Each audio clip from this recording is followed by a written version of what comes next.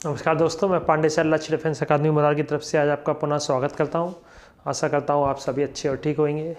Reasoning में बेटा अपना क्रम व्यवस्था परीक्षण चल रहा था, जिसका मैंने पहला वीडियो दे दिया था। आज अपना ये दूसरा वीडियो है जिसमें थोड़ा ऊपर लेवल के क्वेश्चन देखेंगे सिंपल तरीके से। सबसे पहला क्वेश्चन है, रमेश 33 विद्यार्थियों की कक्षा में 13वें स्थान पर है।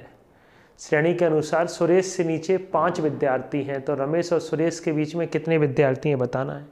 तो कुछ नहीं, इसका सरल तरीका ये है, अगर 30-35 कभी भी विद्यार्थी हो तो बेटा आप एक लाइन में लिख लीजिए 30 तक 35 तक। तो 33 है तो मैंने 1 2 3 4 5 6 7 8 लिख दिया। शुरुआत से रमेश कौन से नंबर पर बैठा है, देखिए 13वें नंबर पर बैठा है। देखो 13वें नंबर पर रमेश दिख रहा है आपको, ठीक है। और सुरेश से नीचे 5 लोग भी दिख रहे हैं, तो सुरेश कौन से स्थान पर बैठा होगा, 28वें नंबर पर, क्योंकि 28 के बाद 29 30 31 32 33 ये 5 स्थान हो गए। तो सुरेश से नीचे कितने आदमी हो गए, 5। रमेश कौन से नंबर पे, 13वें नंबर पे। अब रमेश और सुरेश के बीच में गिन लो कितने बैठे हैं। देखो मैंने ऊपर ब्लैक पेन से गिन दिया, 1 2 3 4 5 6 7 8 9 10 11 12 13 14। तो रमेश और सुरेश के बीच में कितने लोग बैठे हैं, 14 विद्यार्थी बैठे हैं। अगर इस तरीके से करोगे तो बेटा कभी गलत नहीं होगा, ठीक है। आधा मिनट ज़्यादा जरूर लगेगा लेकिन कभी गलत नहीं होगा। ऐसे ही दूसरा क्वेश्चन देखेंगे, 30 छात्रों की एक कक्षा में महेश बाएं से 14वें स्थान पर है और रमेश दाएं से 20वें स्थान पर है। तो रमेश और महेश के बीच में कितने छात्र हैं। तो इसका पहला वीडियो जरूर देखिए आपको दूसरा वीडियो समझने के लिए। बेटा महेश बाएं से कौन से स्थान पर है, 14वें पर।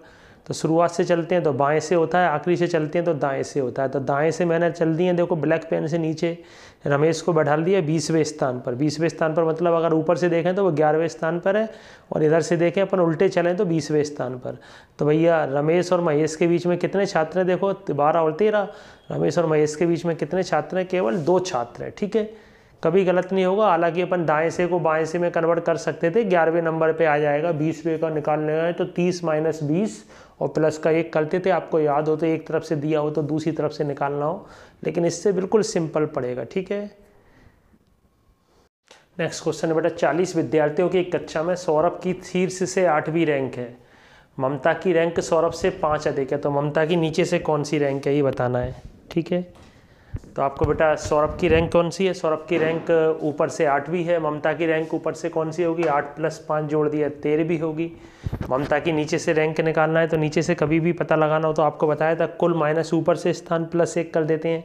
तो 40 में से 13 घटा के 1 प्लस कर देंगे। 40 में से 13 घटाएंगे कितना आएगा, 27, और 1 जोड़ा तो 28वीं रैंक हो गई नीचे से, ठीक है। राकेश नितिन से लंबा है किंतु भरत जितना लंबा नहीं है। लोकेश राकेश से छोटा है किंतु गौरव से लंबा है, तो सबसे लंबा कौन है ये बताना है। देखेंगे बेटा राकेश किससे लंबा है, समझेंगे जरा। राकेश किससे लंबा है, राकेश नितिन से लंबा है। राकेश किससे लंबा है, नितिन से लंबा है, किंतु भरत जितना लंबा नहीं है। यानी सबसे ज़्यादा कौन हो गया, राकेश, यानी भरत राकेश से भी लंबा है, ठीक है। ये बात समझ में आई। राकेश नितिन से तो लंबा है लेकिन भरत बराबर नहीं है, तो भरत राकेश से भी लंबा है ना। लोकेश राकेश से छोटा है। लोकेश राकेश से छोटा कौन है, राकेश से छोटा कौन है, लोकेश है। लोकेश राकेश से छोटा है किंतु गौरव से लंबा है। तो लोकेश किससे लंबा है, गौरव से लंबा है किंतु, है ना। तो सबसे लंबा कौन है देखना है आपको, सबसे लंबा। तो राकेश तो भाई दूसरे नंबर पे इधर से देखें, क्योंकि सबसे लंबा कौन हो गया, भरत। तो इसका आंसर क्या हो जाएगा, सबसे लंबा कौन है बेटा, भरत है सबसे लंबा, ठीक है। आया समझ में। देखिए कॉपी में नोट करते जाइए।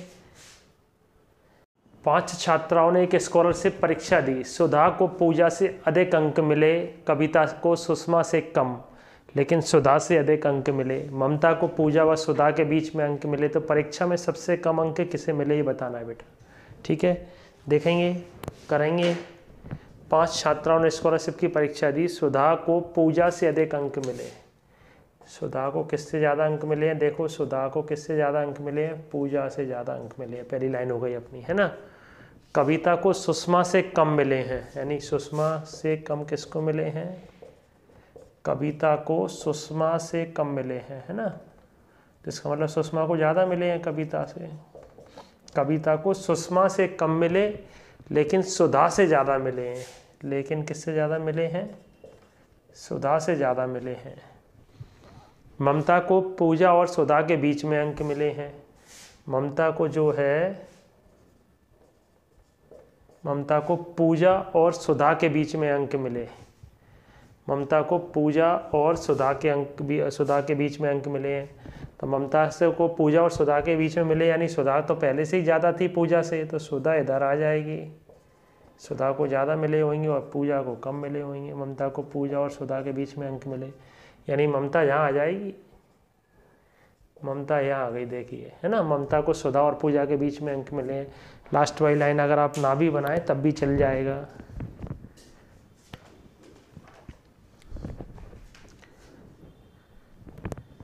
तो सबसे कम अंक किसको मिले, देखिए। तो सबसे ज़्यादा किसके हो गए, सुषमा के। सुषमा से कम किसके हो गए, सबसे ज़्यादा हो गए सुषमा के। सुषमा से कम किसके हो गए, कविता के। कविता से कम किसके हो गए, सुधा के। सुधा से कम किसके हो गए, ममता के। और सबसे कम किसके हो गए, पूजा के। तो सबसे कम अंक किसे मिले हैं, पूजा को मिले। तो इसका आंसर क्या हो जाएगा, पूजा को मिले हैं। ठीक है, देखेंगे, समझें। सबसे पहली लाइन है सुधा को पूजा से अधिक अंक मिले। दूसरी लाइन है कविता को सुषमा से कम लेकिन सुधा से अधिक अंक मिले। और ममता को सुधा और पूजा के बीच में अंक मिले हैं। ऐसे क्वेश्चन भी आपको करने आना चाहिए, सिंपल और इम्पोर्टेंट होते हैं। नेक्स्ट क्वेश्चन लिखा हुआ है, एक कार रैली में विजय विपिन से पीछे। विजय जो है विपिन से पीछे, यानी विपिन आगे है,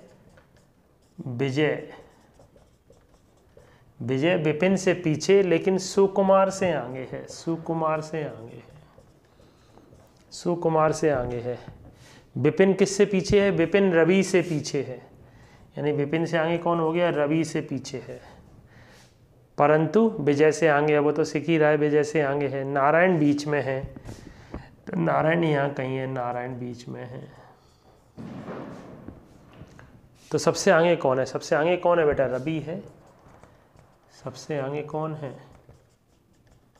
सबसे आगे रवि है। ठीक है, तो आज अपन ने 4-5 क्वेश्चन ही देखे हैं, ज़्यादा नहीं देखे हैं बेटा। क्रम व्यवस्था 2 में अपना आज अपना ये दूसरा वीडियो है। एक वीडियो इसका और लेकर हाजिर होंगे जिसमें अपन इससे और ऊपर लेवल के क्वेश्चन देखेंगे इसके। ठीक है, आज के लिए इतना ही। जय हिंद, जय भारत। आप सभी खुश रहें, स्वस्थ रहें।